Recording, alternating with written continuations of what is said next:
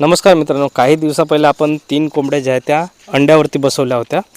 तर त्यांचं जे आहे आता अंड्यातून पिल्ले निघणे चालू झालेले आहेत. तर आपण काय केलं मित्रांनो, काही दिवसा पहिलेच येथे जे आपले मोठे पक्षी राहत होते ते सर्व मोठे पक्षी जे आहे आपण आपल्या शेडवरती शिफ्ट केले आहे. कारण आपल्याला इथं लहान पिल्लांची जे आहे अरेंजमेंट करायची आहे. एका कोंबडीचे पिल्ले जे आहे आपल्याला कालच निघाले आहे अंड्यातून, आणि आज मित्रांनो एका कोंबडीचे पिल्ले जे आहे ते अंड्यातून निघालेले आहे.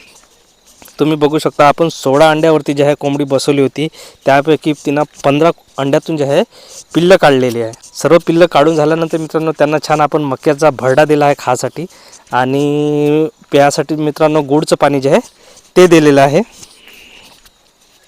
अजून एक मित्रांनो कोंबडी जे आहे ते अंड्यावरती बसून आहे. तिचे जवळपास 1 ते 2 दिवसामध्ये तिचे पण पिल्ले जे आहे ते निघून जाईल. मग नंतर आपण हे तीनही कोंबड्याचे जे पिल्ले आहेत ते आपण एका कोंबडीकडे ठेवणार आहे मित्रांनो, आणि 2 कोंबड्या ज्या आहेत त्या बाजूला काढून घेणार. आपला मोठा शेड मित्रांनो आपल्या शेतामध्ये तयार झालेला, तरी पण आपण हा छोटा शेड जे आहे आपण ठेवला आहे. याचा फायदा मित्रांनो नंतर असा की आपण याला ब्रूडिंग रूम सारखं जे आपला ब्रूडिंग सेटअप येतं आपण करू शकतो, किंवा आपण जर नवीन पक्षी जर आणले बाहेरून तर त्यांना येतं आपण 15 ते 20 दिवस जे आहे ते ठेवू शकतो. म्हणून जे आहे आपण हा शेड जे आहे अजूनपर्यंत आपण ठेवलेला आहे. आपली कुक्कुटपालनाची सुरुवात मित्रांनो सांगायचं झालं तर ह्या जे आहे इथून झाली होती. आपण जवळपास 1.5 ते 2 वर्षा पहिलं केली होती 2 कोंबड्यापासून.